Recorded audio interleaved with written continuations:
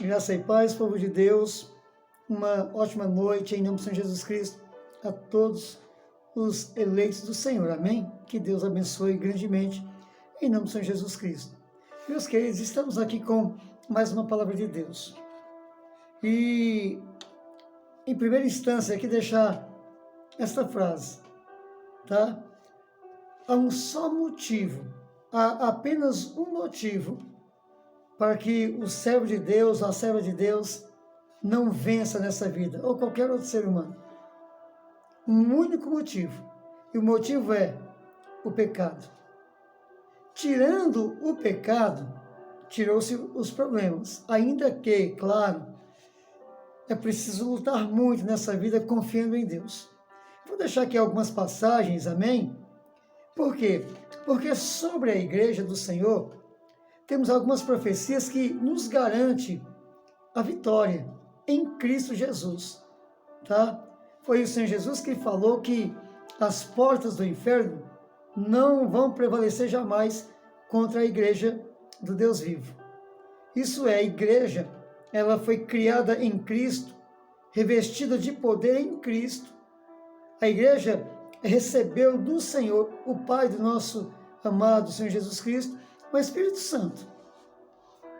E aquele que está em Deus, por meio de Jesus, é mais que vencedor. Então tá. Por que que a igreja, os servos do Senhor, muitas das vezes padece muitas situações? Vamos falar sobre isso. Infelizmente, ainda que sendo servos de Deus, muitas das vezes não vigiamos e pecamos. E sofremos as consequências do pecado. Então, sobre a igreja repousa as bênçãos de Deus, as promessas de Deus, a promessa de uma vida cheia do Espírito Santo, a promessa de alcançarmos o desejo do nosso coração, está escrito, deleita-te no Senhor, e Ele vai conceder o desejo do teu coração. Mas também está escrito algumas outras passagens que nos alertam para que venhamos temer a Deus, amar a Deus e guardar os mandamentos do Senhor. Amém? Então, sendo nós, igreja do Senhor, deveremos ter um certo tipo de procedência para que as promessas de Deus nos alcancem e se cumpra o que está escrito.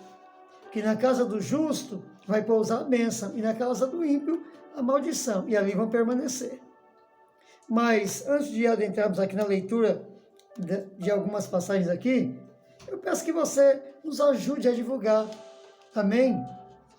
Esta palavra, compartilhando, sim, também nos ajudando, dando um like, por quê? Porque aí o vídeo vai ser enviado a outras pessoas que vão ter oportunidade de ouvir uma porção da palavra de Deus, amém? Mas separei aqui, Efésios capítulo 2, a partir do versículo 13, que diz que nós gentios hoje estamos debaixo da graça de Deus. Por quê?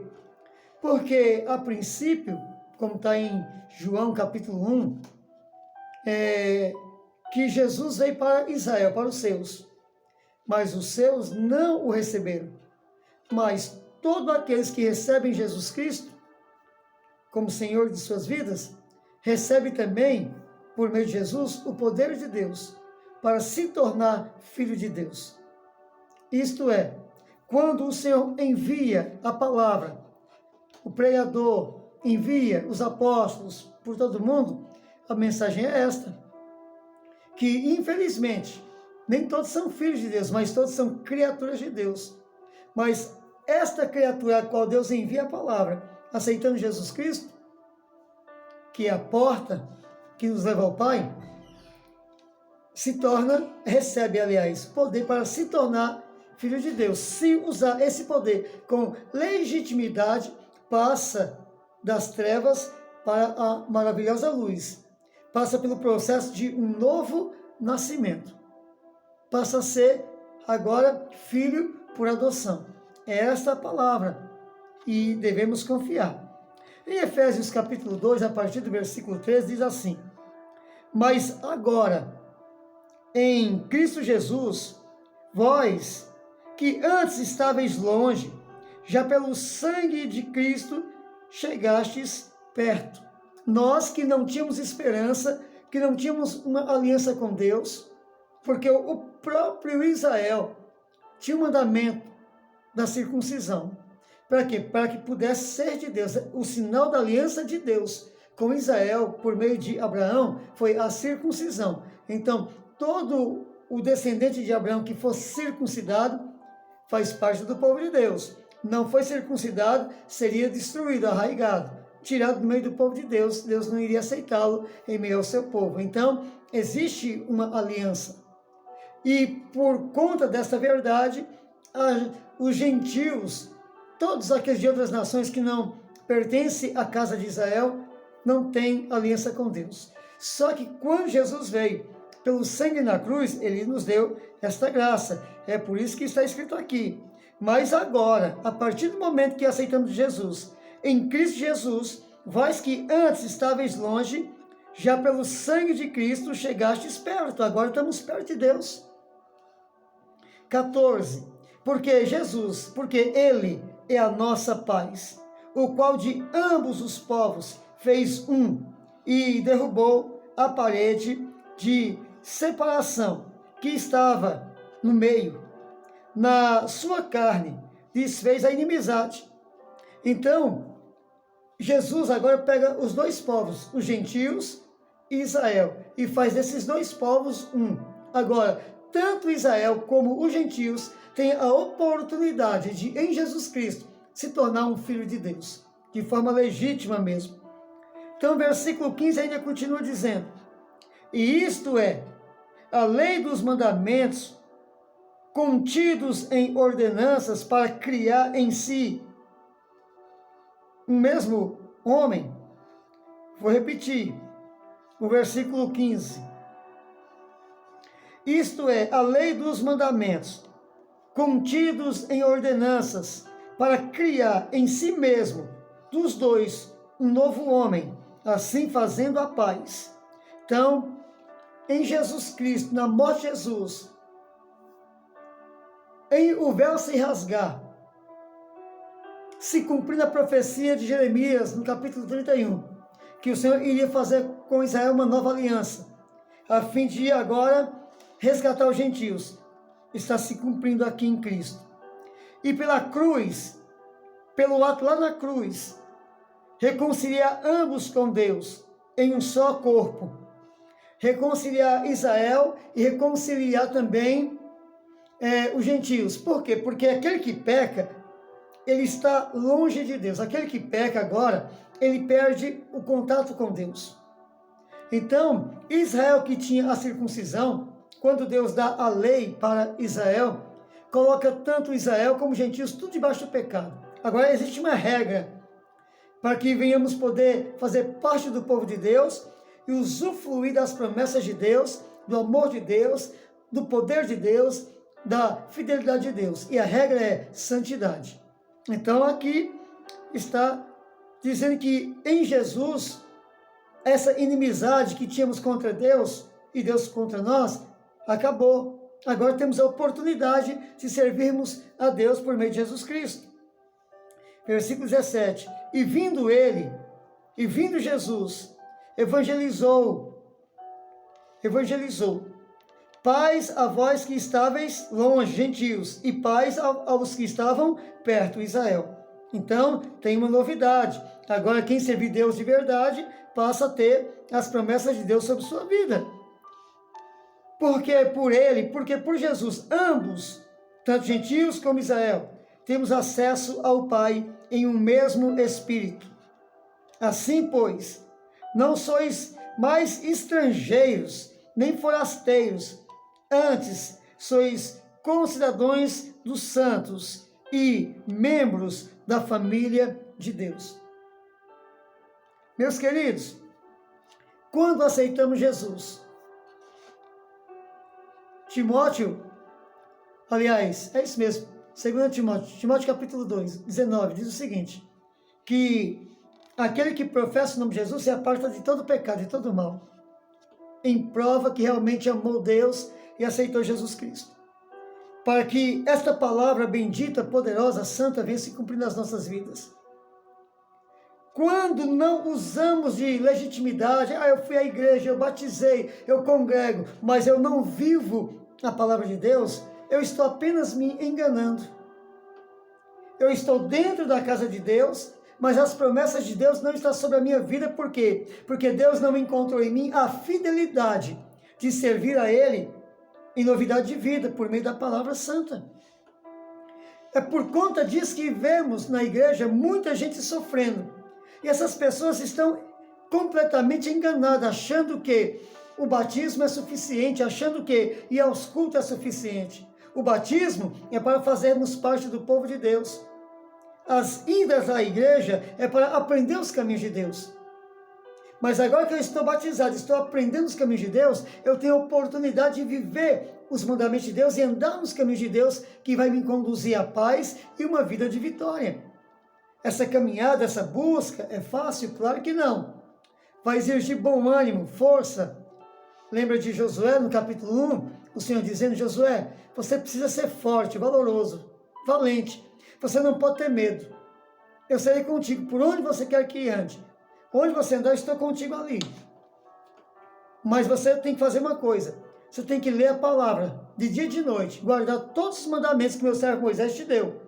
Sem jamais se desviar nem para a direita nem para a esquerda. Para quê? Para que tudo que eu falei venha se cumprir na tua vida. Você venha fazer o quê? Esse povo herdar a bênção. Então, faça isso. Ensine esse povo a fazer isso. Vocês vão vencer. Meus queridos, temos uns exemplos aqui. Eu vou pegar Josué capítulo 7, a partir do versículo 11, onde Deus, que já havia prometido a vitória para Josué, e Josué sofreu uma derrota na cidade de Ai.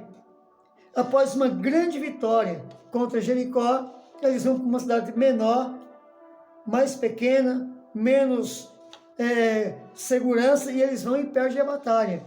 Por quê? Porque o povo de Deus, eles transgrediram os mandamentos de Deus. Olha Josué capítulo 7, versículo 11, diz assim: Israel pecou, ele transgrediu o meu pacto, que lhes tinha ordenado, tomaram do anátema, furtaram e, dissimulando, esconderam-no entre a sua bagagem. Por isso, os filhos de Israel não poderão subsistir perante os seus inimigos. Viraram as costas diante deles, porquanto se fizeram amaldiçoados. Por isso não serei mais convosco, se não destruíres o anátema, a coisa amaldiçoada, do meio de vós. Versículo 13. Levanta-te, santifica o povo, e diz-lhes: santificai-vos para amanhã, pois assim diz o Senhor, o Deus de Israel: maldição há no meio de ti, Israel. Não poderás suster-te diante dos teus inimigos, enquanto não tirares do meio de ti a maldição. O que seria essa maldição? Quando eles estavam ali adentrando a terra, que lutaram contra Jericó, o Senhor nosso Deus, ordenou que eles não pegassem nada daquela cidade. Nem ouro, nem prata, nem animal, nem objeto algum. Só que Acã foi lá e pegou uma capa babilônica, que ele achou bonita aos seus olhos, pegou um elmo também de ouro, e aí foi lá e escondeu, dentro da tenda dele, cavou um buraco e escondeu ali, porque ele sabia que era proibido. E quando foi na questão da segunda conquista, que era Ai, eles foram perseguidos e alguns deles morreram. E por que isso aconteceu? Josué ficou triste, chorou, clamou a Deus, e Deus falou com ele: aconteceu isso porque vocês desobedeceram. E por conta do pecado, veio uma maldição. E essa maldição está no meio de vocês. Enquanto vocês não tirarem essa maldição, vocês vão perder. Vocês não vão poder estar de pé diante dos vossos inimigos, eles vão ser mais fortes. Se vocês não tirarem essa maldição do meio de vocês, vocês vão perder. Vocês nunca vão vencer. Esta regra permanece até hoje. Por quê? Porque está escrito em Romanos capítulo 3, versículo 23, que o salário do pecado é a morte. O salário do pecado é a morte. Olha só, Romanos capítulo 3, versículo 23 diz o seguinte: porque todos pecaram e destituídos estão da glória de Deus. Então, foram deserdados. Aquele que peca, ele é deserdado de Deus, ele não recebe mais nada de Deus. Agora ele vai esperar uma condenação eterna, aquele que peca. Quando a igreja peca, temos um advogado que é Jesus, ele intercede por nós dando um tempo, como a parábola que diz que o dono da vinha veio do pomar e viu uma árvore ali que não dava fruto. Ele veio um ano e não deu fruto. Veio o segundo, terceiro ano, não deu fruto. Então ele veio e no ano seguinte falou: arranca essa árvore. E aí, o que intercede por nós disse: não, vamos fazer o seguinte, deixa eu te pedir. Pediu para o pai: deixa mais um ano, eu vou trabalhar, e se ele der fruto, ele fica, essa árvore fica, se não der, é arrancada. Então, existe um período de tempo que Deus, ele nos concede para se arrepender. Se a pessoa se arrepender dentro do tempo que Deus deu, Deus vai perdoar e vai restaurar aquela pessoa. Lembra de Apocalipse 3? A mulher que se dizia profetisa, chamada de Jezabel ali, foi colocada numa cama de enfermidade para morrer.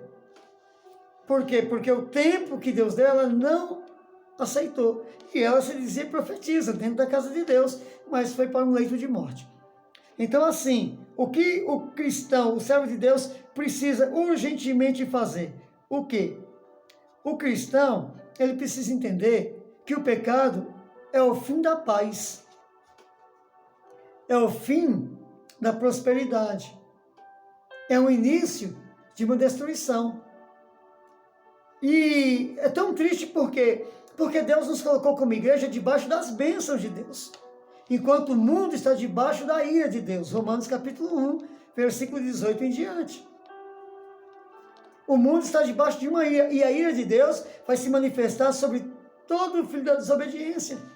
Isso é para o mundo. Destruição para o mundo, prova para o mundo. Só que a igreja está debaixo da bênção. Então ainda diz mais a palavra de Deus. Olha, não sejamos como Isaú, que desprezou. Não podemos desprezar aquilo que Deus nos oferece em Jesus Cristo, a plenitude da graça, a plenitude do Espírito Santo, uma vida cheia da graça e do poder de Deus. Não podemos desprezar. Mas quando escolhemos o pecado, é isso que estamos fazendo. Estamos desprezando a Deus. E Ele vai cobrar. Quando escolhemos fazer a nossa vontade e não a de Deus, estamos desprezando os caminhos que nos levam a uma eternidade de paz com Deus. Foi o que o Senhor Jesus falou no Evangelho. Todo aquele que quiser vir após mim, faça uma coisa, negue-se a si mesmo. Pegue uma cruz e siga-me. Então, existe essa necessidade de entendermos que, olha, eu não sei o que vai acontecer amanhã. Deus sabe o que vai acontecer amanhã. Então eu vou confiar em Deus. Eu vou crer nos seus escritos. Eu vou crer naquilo que Ele deixou como palavra para conduzir a minha vida, porque assim minha vida vai ser abençoada. As promessas nos pertencem, como diz o Espírito Santo à igreja aos Romanos, no capítulo 9.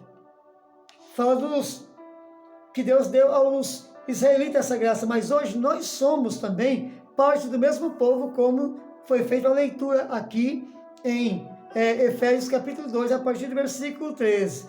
Claro que, se você começar do versículo 1, vai ser melhor, até o final. Você vai compreender muito bem. Olha, temos uma palavra aqui também, em ainda eu vou ler Romanos capítulo 6, 23, diz assim: porquanto o salário do pecado é a morte, mas o dom gratuito de Deus é a vida eterna em Cristo Jesus. A vida eterna, tá?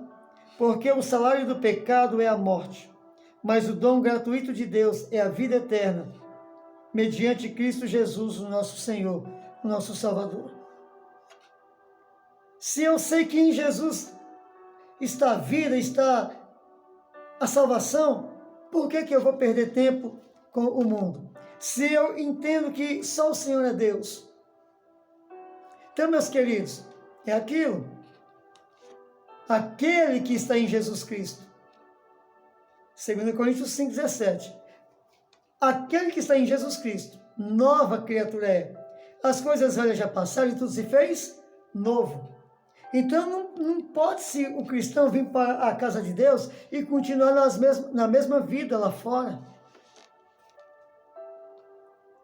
Eu estou na igreja, mas ainda vivo uma vida de jogatina. Eu estou na igreja, mas ainda gosto de tomar uma bebida. Eu estou na igreja, mas ainda gosto de fumar. Eu estou na igreja, mas ainda gosto, né, das festas do final de semana. Não, isso não é uma nova criatura. É uma pessoa que está se enganando. Porque você não percebe que por tudo isso e tantas outras coisas, a sua vida fica com problema? Olha, a pessoa que gosta de festa, vai para a festa. O marido, a esposa tal. A probabilidade é estar nessa festa e se envolver com outra pessoa, caindo em adultério. Aquele que bebe, a probabilidade é isso, é empobrecer, é briga em casa, é sair para a rua procurando outras pessoas. Para quem bebe. Mas não é só isso. Muitas outras coisas acontecem. Olha o que a palavra de Deus diz em 1 Coríntios, capítulo 6, versículo 9 ao 11. Olha o que está escrito. Não sabeis que os injustos não herdarão o reino de Deus? Todo mundo sabe que aquele que pratica pecado não vai herdar o reino de Deus. O que é pecado? É a transgressão da lei. E além do que está escrito, da quem deixar de cumprir. Mas por quê? Só porque eu não cumpro a palavra? Porque quando deixamos de cumprir a palavra, nós vamos estar fazendo o quê? Prejudicando outras pessoas. Porque a palavra de Deus diz para não enganar ninguém, não mentir. Aí o camarada vai lá vender um carro, o carro está todo quebrado, ele diz que o carro é novo.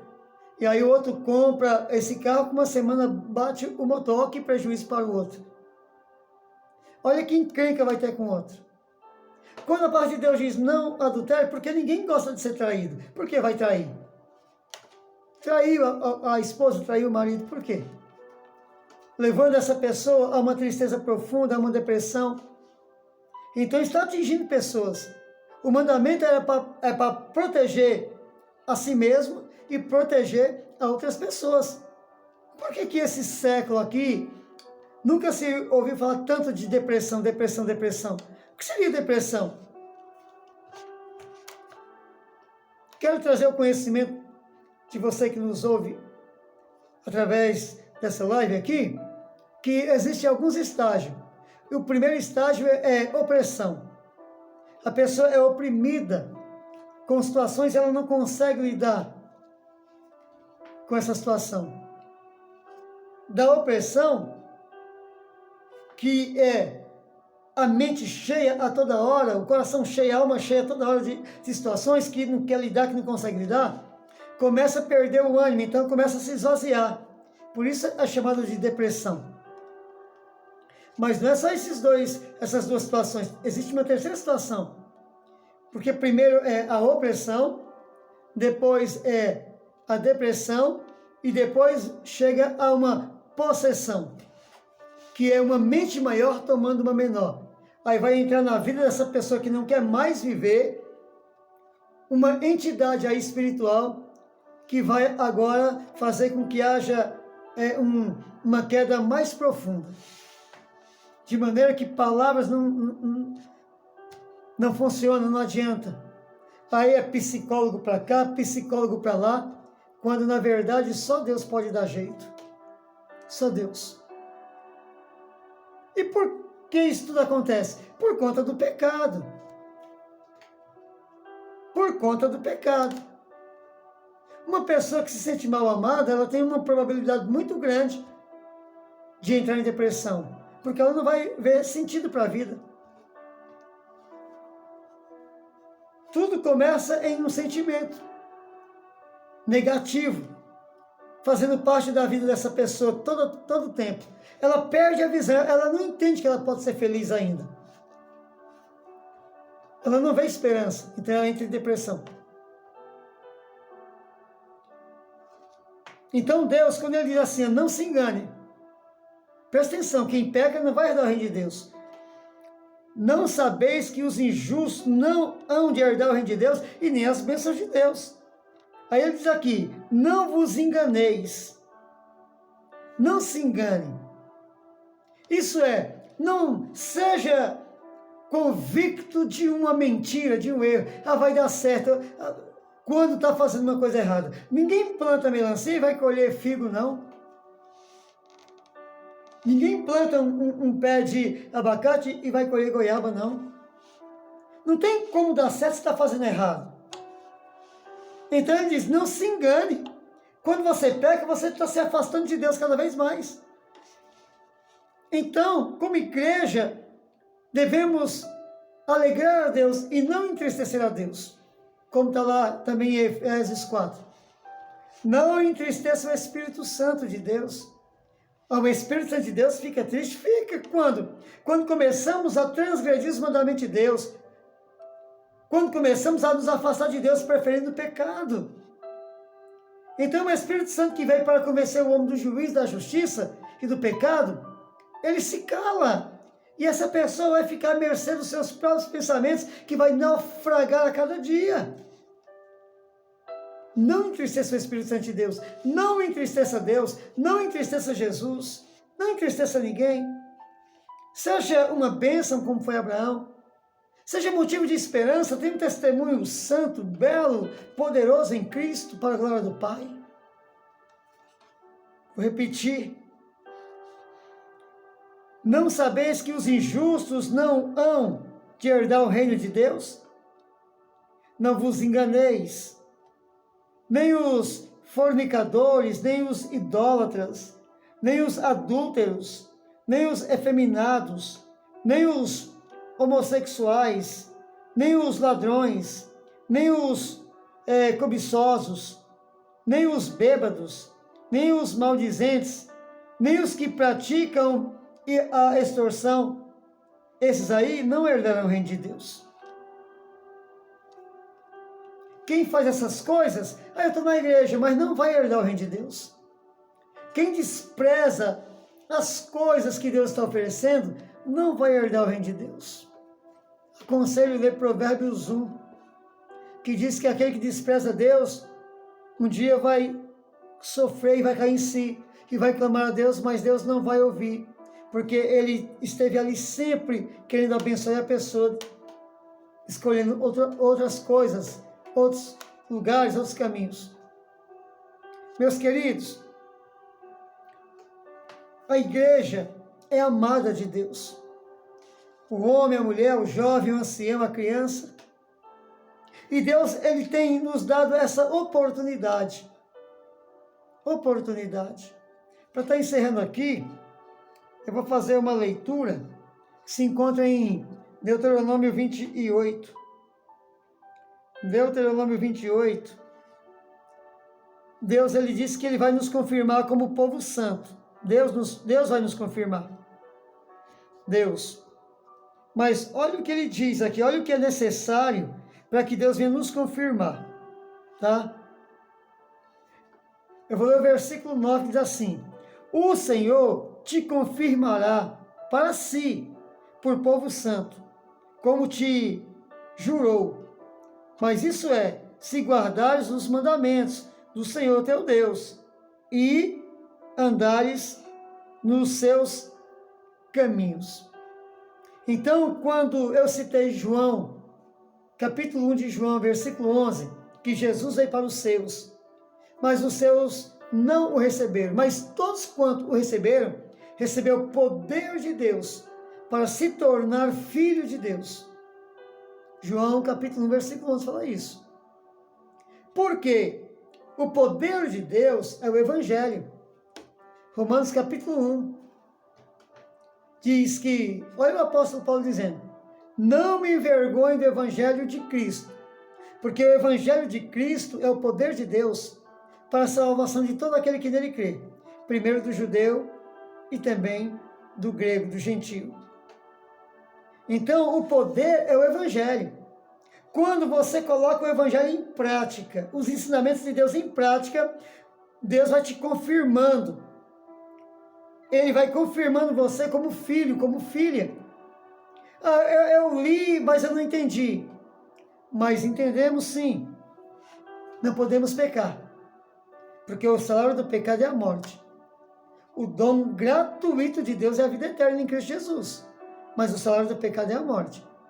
Então, se eu pecar, eu vou estar morrendo para Deus. Se eu guardar os mandamentos, eu vou estar vivendo para Deus. Se eu inclinar para a carne, eu vou estar morrendo e estar sendo condenado. Se eu me inclinar para o Espírito de Deus, eu vou estar vivendo e vou estar caminhando com Deus rumo à vida eterna. Não é difícil entender isso, igreja. E você que ainda não tem um compromisso com Deus, não é difícil. Aceite a verdade de Deus. Aceite Jesus como teu único e suficiente Salvador. Seja você uma bênção em nome de Jesus Cristo. Não se engane. Não se engane achando que eu levantei a mão, aceitei Jesus, eu sou batizado e eu estou na igreja. Mas, de uma forma desregrada, nunca verá a glória de Deus.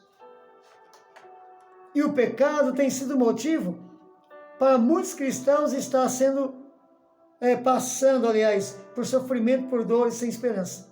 O próprio crente sabe quando ele vai orar. Como é que ele vai orar com confiança? Hebreus 4,16. Chegai-vos com confiança ao trono da graça, para que no tempo propício, no tempo de Deus, venha ser socorrido. Como que o crente em pecado ele vai